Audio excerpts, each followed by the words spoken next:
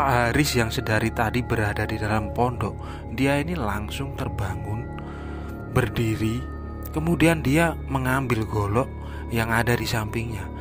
Dia ini menuju ke luar di sebelah kanan dari pondok itu. Di sana Pak Haris ini marah-marah sambil menantang, "Sopo sing ganggu aku? Metu tak tebas lehermu." Nah, dari kejauhan dia ini mendengar dengan jelas suara teriakan, dan itu adalah teriakan dari seorang perempuan.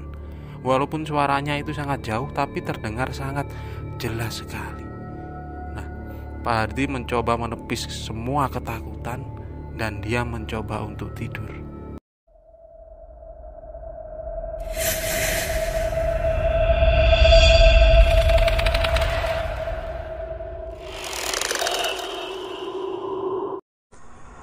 Assalamualaikum. Ada sebuah warung sederhana di ujung kampung sebuah desa, dan warung ini berbatasan langsung dengan hutan. Warung sederhana milik Bu Darsi, seorang ibu-ibu berusia 54 tahun kala itu.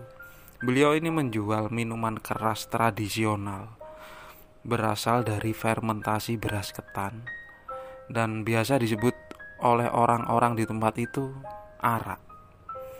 Jadi banyak warga di tempat itu atau warga sekitar biasanya membeli minuman di tempat itu karena sudah kebiasaan dari orang-orang di sana. Nah, Bu Darsi ini juga menyediakan masakan sebagai teman untuk minum minuman arak ini. Biasanya beliau ini masak seperti rica-rica ayam atau kadang daging kambing. Tapi bila ada pesanan, beliau ini juga masak seperti daging biawak, daging babi hutan, bahkan daging monyet. Semua itu berasal dari pemburu di daerah sekitar itu. Walaupun itu juga tak selalu ada. Jadi pada suatu siang, Bu Darsi ini sebenarnya punya seorang anak laki-laki namanya Narko. Nah, Narko pada waktu itu masih sekolah SMP. Setelah sekolah, dia pulang, pasti dia langsung menuju ke warung ibunya untuk membantu ibunya. Kejadian ini terjadi pada tahun 2012. Jadi waktu itu Narko sepulang sekolah, dia ini melihat di dapur warung itu ada seekor biawak yang sudah mati, yang baru saja dikirim oleh seorang pemuda yang habis berburu. Kemudian Narko ini membantu ibunya untuk membersihkan daging biawak itu. Sedangkan di warung depannya ini ada beberapa orang yang sedang minum arak sambil menikmati masakan rica-rica khas dari warungnya Bu Darsi ini. Tak beberapa lama ketika Narko ini masih sedang membersihkan daging biawak itu, dari belakang warung muncul seorang lelaki tua. Nah, beliau ini bernama Pak Hardi. Pak Hardi ini adalah salah seorang langganan dari Bu Darsi ini. Jadi beliau ini bukan langganan untuk minum arak, tapi beliau ini sering mengirim daging seperti babi hutan ataupun monyet karena kebiasaan dari Pak Hardi ini berburu. Beliau ini orang dari kampung seberang. Ketika masuk, beliau ini langsung menyapa si Narko, "Luli, kamu dapat biawak dari mana?" Sedangkan waktu itu Narko jawab, "Tadi ada yang ngirim anak dari kampung sebelah, Pak D." Kemudian waktu itu Bu Darsi ini langsung membikinkan kopi untuk Pak Hardi. Dan waktu itu kemudian Pak Hardi ngobrol dengan Bu Darsi ini, "Mbak Yu, sepurane aku wis gak iso golekni sampean daging celeng apa daging kethek maneh." "Loh, emange kena apa to, Kang?" jawab Bu Darsi waktu itu. "Apa nek kunuku kurang larang?" Kemudian Pak Hardi ini langsung bilang ke Bu Darsi, "Gak masalah rego Yu, aku mari kena musibah." Di situ akhirnya Narko ini yang memang berada tak jauh dari Pak Hardi dan ibunya, Dia ini mendengar semua percakapan yang diceritakan oleh Pak Hardi.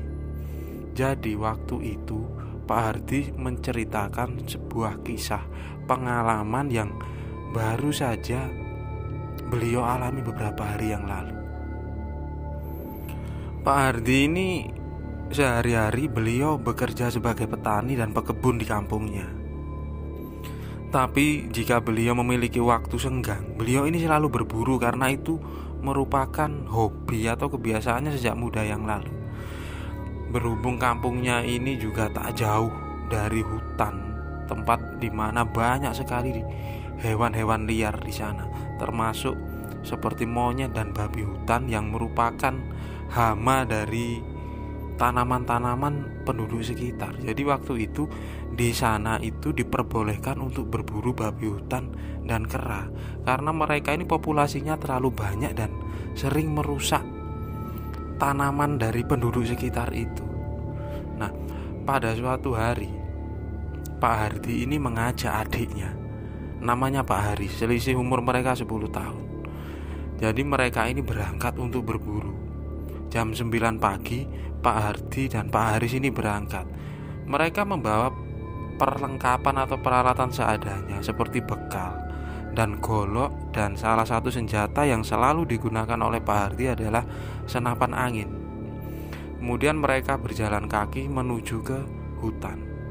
Nah, karena untuk mencapai hutan di mana tempat banyaknya hewan ini cukup jauh, jadi mereka berinisiatif selalu berangkat pagi hari. Perjalanan bisa mencapai waktu sekitar 4-5 jam karena medannya ini cukup terjal dan jalanannya ini masih rimbun. Sekitar jam 1 siang Pak Hardi dan Pak Haris ini sampai di sebuah pondok di tengah hutan, dan memang pondok ini mereka yang mendirikan karena bisa digunakan untuk istirahat ketika mereka beraktivitas di daerah itu. Pak Hardi dan Pak Haris ini 1 bulan bisa 2 atau 3 kali berburu di daerah itu. Walaupun tidak pasti dapat, tapi mereka sering mendapatkan terutama babi hutan karena populasinya sangat banyak sekali di tempat itu. Sesampainya di pondok gubuk itu, mereka beristirahat sekitar beberapa menit. Kemudian Pak Hardi ini langsung menuju ke arah sungai yang berada di bawah. Sungai itu sangat jernih sekali dan masih alami. Dan di sekitar sungai itu ada rerimbukan pepohonan yang sangat rimbun sekali dan banyak semak belukar. Ada di bawah semak belukar itu seperti lorong. Lorong ini digunakan untuk hewan-hewan itu menuju ke bawah ke sungai, mungkin untuk mengambil air minum. Nah, di situ Pak Hardi dan Pak Haris memasang jerat untuk menangkap babi dengan menggunakan umpan umbi-umbian yang sengaja mereka bawa dari rumah, kemudian dicacah kecil-kecil dan ditaruh di pinggiran sungai. Jadi ketika babi hutan itu turun ke bawah untuk mengambil air minum di sungai, ketika mereka memakan umbi-umbian tersebut, otomatis mereka akan terkena jerat. Setelah itu Pak Hardi dan Pak Haris kembali lagi ke pondok untuk menunggu. Biasanya tak beberapa lama atau sekitar 1-2 jam. Ketika mereka mengecek, mereka pasti akan mendapatkan 1 atau 2 ekor babi hutan. Nah, sekitar jam 4 sore mereka kembali lagi untuk mengecek ke bawah, dan ternyata mereka tidak mendapatkan hewan satupun. Nah, karena situasi sudah cukup sore, akhirnya Pak Hardi ini mengajak adiknya, "Riz, ayo kita nyebrang, kita cari agak ke selatan terus ke atas. Siapa tahu di sana nanti ketemu hewan. Kok dari tadi ini kita nggak dengar suara hewan apapun, cuma burung aja yang ada di sini." Nah, Pak Haris ini terus menyetujuinya dan mengikuti kakaknya ini. Bermodal 1 buah golok dan 1 senapan angin, mereka meninggalkan semua bekal di pondok tadi.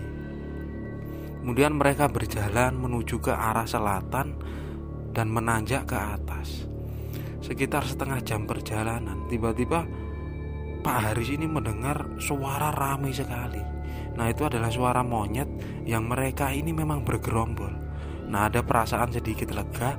Kemudian Pak Haris ini mengajak kakaknya untuk buru-buru menuju ke sana. Dan memang ada sebuah pohon yang tumbang yang melintang di atas sungai, yang di atasnya ini ada deretan pohon-pohon bambu. Di sana ini banyak sekali terlihat monyet atau kera kecil. Nah, di situ akhirnya Pak Hardi ini mengendap-endap berjalan menuju ke arah monyet-monyet itu. Dan memang ada beberapa monyet yang tepat berada di pohon yang roboh melintang di atas sungai itu. Kemudian ketika posisinya ini sudah dianggap pas dan dekat, Pak Hardi ini membidik salah satu monyet itu. Nah, ketika mau menembak, tiba-tiba Pak Haris ini langsung bilang ke kakaknya, "Sik Kang, sik, ojo dhisik." Nah, Pak Hardi pun langsung menoleh ke arah adiknya yang memang berada di belakangnya ini. "Enek opo to, Riz? Enek opo?" Nah, ternyata waktu itu menurut cerita dari Pak Haris, dia ini melihat di seberang sungai ada sosok kera. Dan kera ini cukup besar, berbeda dengan kera-kera yang lain. Dan kera itu dengan jelas melihat ke arah mereka. Tapi ketika dia menjelaskan itu kepada kakaknya, Pak Hardi ini menyangkal kalau di sana tidak ada kera besar yang adiknya maksud ini. Nah, waktu itu Pak Haris hanya berpikir kalau dia ini salah lihat. Tak beberapa lama akhirnya Pak Hardi mulai agak mendekat. Ketika jaraknya memang sudah cukup dekat, Pak Hardi ini langsung menembak ke arah salah satu monyet. Dan ketika suara letusan dari senapan anginnya itu berbunyi, beberapa monyet yang ada di tempat itu langsung mereka ini bersuara semua. Dan mereka ini berlarian menuju ke atas. Tapi ada satu monyet yang mungkin kena tembakan, dan dia ini masih berada di atas pohon yang tumbang di atas sungai itu tadi. Pak Hardi langsung memompa kembali senapan anginnya. Tak beberapa lama dia langsung menembak lagi ke arah monyet itu. Dan ketika letusan itu terdengar, monyet itu langsung jatuh ke bawah, yang di bawahnya ini penuh dengan bebatuan dan aliran sungai. Pak Haris pun langsung berlari menuju ke monyet yang jatuh tadi, diikuti oleh Pak Hardi di belakangnya. Ketika Pak Haris ini sampai di bawah sungai itu, dia kemudian sempat tertegun sebentar sambil menoleh ke arah kakaknya. Pak Hardi pun, beliau ini bertanya, "Kena opo, Riz? Enek opo? Gak temu ta?" Tapi Pak Haris ini hanya diam saja sambil menunjuk ke arah monyet yang ada di bawahnya itu. Dan mereka ini sempat tercengang karena mereka ini telah membunuh 2 ekor monyet. Yang satu besar dan yang satu ini masih kecil, yang mungkin itu adalah anak dari monyet yang agak besar ini. Nah, sempat ada perasaan sedikit menyesal karena ada rasa bersalah. Mereka tidak tahu kalau mereka ini membunuh monyet yang sedang menyusui anaknya. Tanpa pikir panjang, akhirnya Pak Hardi mengambil monyet yang besar tadi, dan monyet yang kecil ini dibuang ke sungai, jadi dia hanyut. Kemudian mereka beranjak menuju ke pondok. Tapi baru saja mereka ini berjalan, terdengar dari atas ini suara monyet itu banyak, seolah-olah mereka ini turun mengejar Pak Haris dan Pak Hardi ini.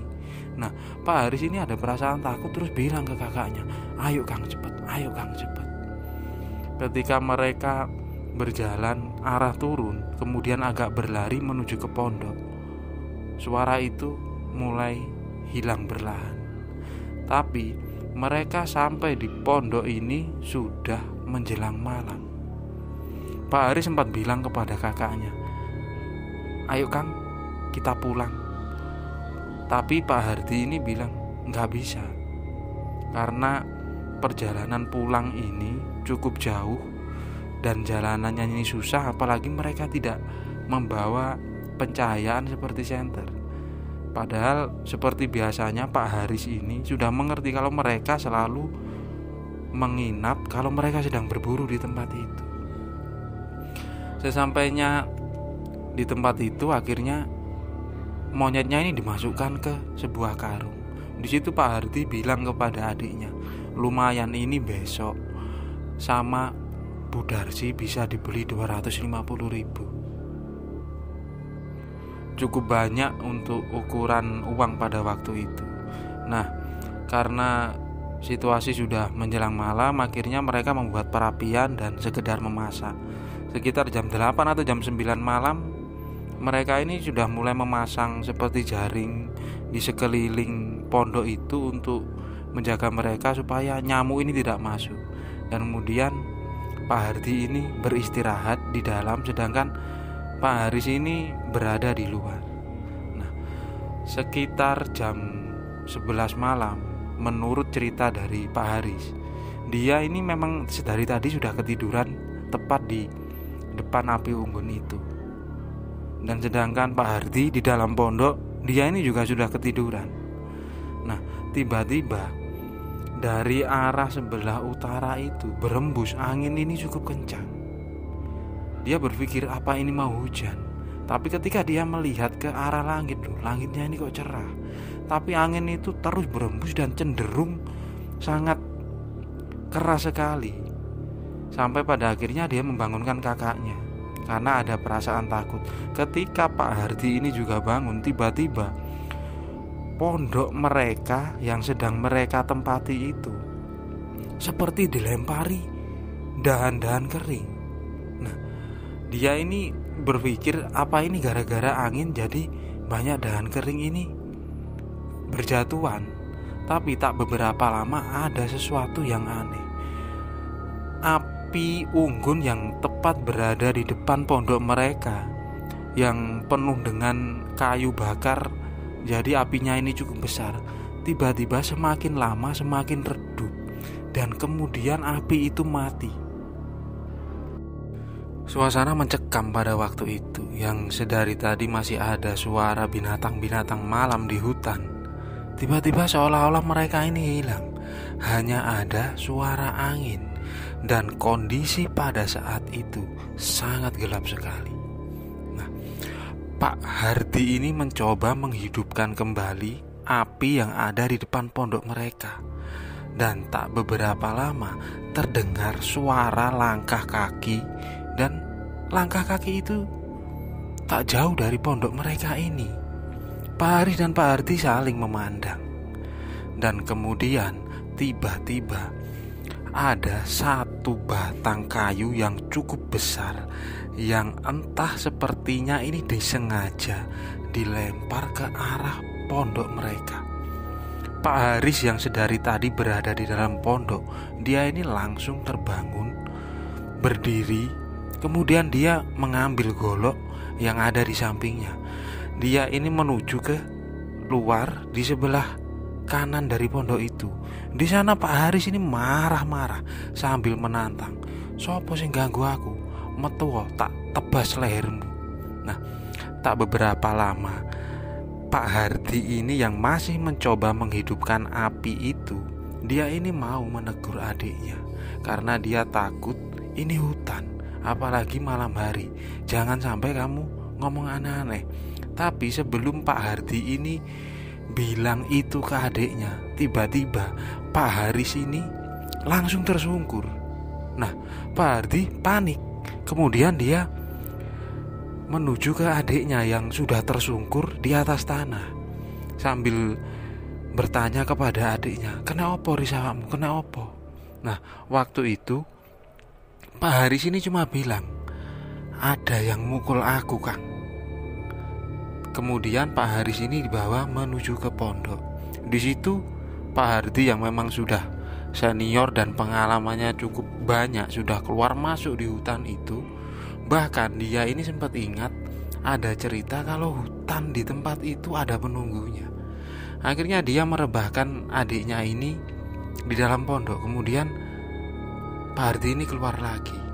Di sana dia menyalakan satu batang rokok. kemudian mengambil beberapa sisa makanan bekal dari mereka itu dan ditaruh di luar. Entah apa yang dirapalkan atau dibaca, tapi menurut cerita dari Narko, Pak Hardi ini bermaksud meminta maaf apabila mereka ini perilakunya mengganggu penghuni di tempat itu, sambil menyuguhkan satu batang rokok yang baru saja dinyalakan dan beberapa sisa makanan. Nah, spontan setelah itu suasana ini kembali normal, bahkan angin ini sudah tidak ada. Tapi suara kera begitu banyak masih terdengar di sekeliling pondok mereka ini. Pak Hardi dia ini bercerita kalau sebenarnya waktu itu dia ini takut. Apalagi dia baru saja melihat dengan mata kepalanya kalau adiknya ini diserang oleh sesuatu. Tapi dia berusaha tenang. Kemudian dia ini masuk lagi ke dalam pondok untuk menemani adiknya. Mereka sempat ngobrol sebentar, dan kemudian tak beberapa lama adiknya ini atau Pak Haris tertidur. Nah, Pak Hardi ini kembali lagi menghidupkan api yang ada di depan pondok itu. Tak beberapa lama api mulai membesar. Di situ dia sudah mulai tenang. Dan suara di sekelilingnya, suara monyet ini lama-kelamaan tidak ada. Ketika mungkin waktu itu sudah tengah malam, Pak Hardi ini bermaksud untuk tidur di dalam pondok. Nah, ketika dia baru saja berdiri dari api unggun itu bermaksud masuk ke dalam pondok, dari kejauhan dia ini mendengar dengan jelas suara teriakan, dan itu adalah teriakan dari seorang perempuan. Walaupun suaranya itu sangat jauh, tapi terdengar sangat jelas sekali. Nah, Pak Hardi mencoba menepis semua ketakutan dan dia mencoba untuk tidur. Singkat cerita, pagi menjelang, Pak Hardi kemudian bangun, dan dia ini membangunkan adiknya untuk mengajaknya ini pulang, karena situasi ini sudah mulai tenang dan mulai pagi hari. Mereka mulai mengumpulkan peralatan untuk dibawa pulang, dan tidak lupa juga mematikan bekas api unggun itu sampai benar-benar mati total.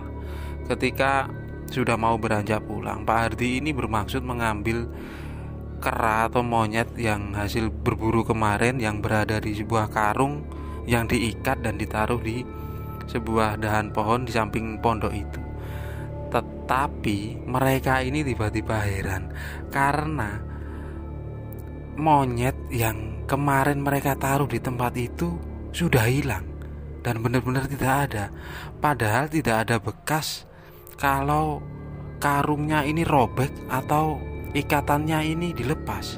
Jadi seolah-olah monyet atau hasil buruan mereka ini hilang secara misterius. Nah, di situ Pak Haris dia terlihat sedikit pucat. Kemudian dia ini sempat bilang kepada kakaknya, "Wis Kang, gak usah diurusi. Wis ayo awake dhewe mulih ae." Kemudian mereka ini beranjak pulang. Di tengah perjalanan ada perasaan sedikit jengkel, marah, kecewa, tapi ada sisa-sisa penasaran. Pak Hardi ini tiba-tiba bertanya kepada adiknya yang sedari tadi tidak ngomong sama sekali, dan dia ini terlihat pucat. "Awakmu kena opo, Riz?" Nah, di situ kemudian Pak Haris ini bilang, "Badanku gak enak, Kang." Kemudian dia mencoba memegang punggung sebelah kirinya. Di situ Pak Hardi kemudian membuka dengan agak sedikit paksa baju dari Pak Haris. Dan ternyata ketika bajunya Pak Haris ini dibuka, ada bekas cakaran di punggung sebelah kiri dari Pak Haris ini. Di situ kemudian Pak Hardi bertanya, "Loh, ini kenapa? Kok ada bekas cakaran?" Tapi Pak Haris cuma menggelengkan kepalanya, seolah-olah dia menunjukkan kalau dia tidak tahu. Nah, tak beberapa lama berjalan, akhirnya mereka sampai di kampung. Setelah memasuki kampung itu, Pak Hardi tidak langsung menuju ke rumahnya. Dia menuju ke salah satu rumah. Di situ milik seorang dukun kampung yang ada di tempat itu. Sebut saja beliau namanya Mbok Nah. Nah, kemudian Pak Haris ini dibawa masuk ke dalam rumah itu, kemudian direbahkan. Dan akhirnya Pak Hardi ini bercerita kepada Mbok Nah tentang apa yang dia alami tadi malam dan tentang luka yang diderita oleh Pak Haris ini.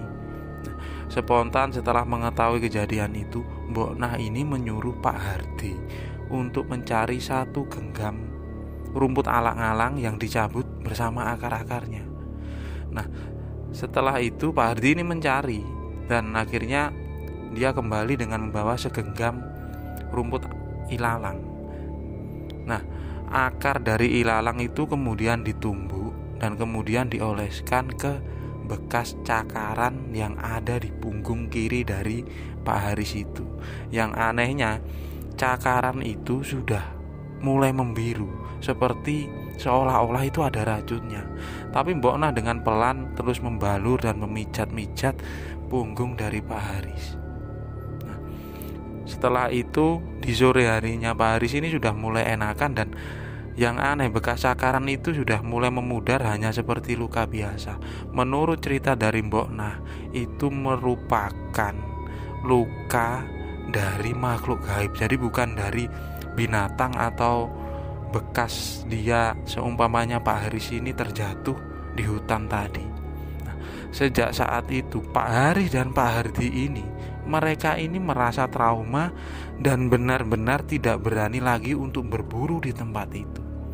Itulah cerita yang dialami oleh Pak Hardi dan adiknya yang diceritakan kepada Bu Darmi dan dikisahkan oleh anaknya Bu Darmi bernama Mas Narko ini.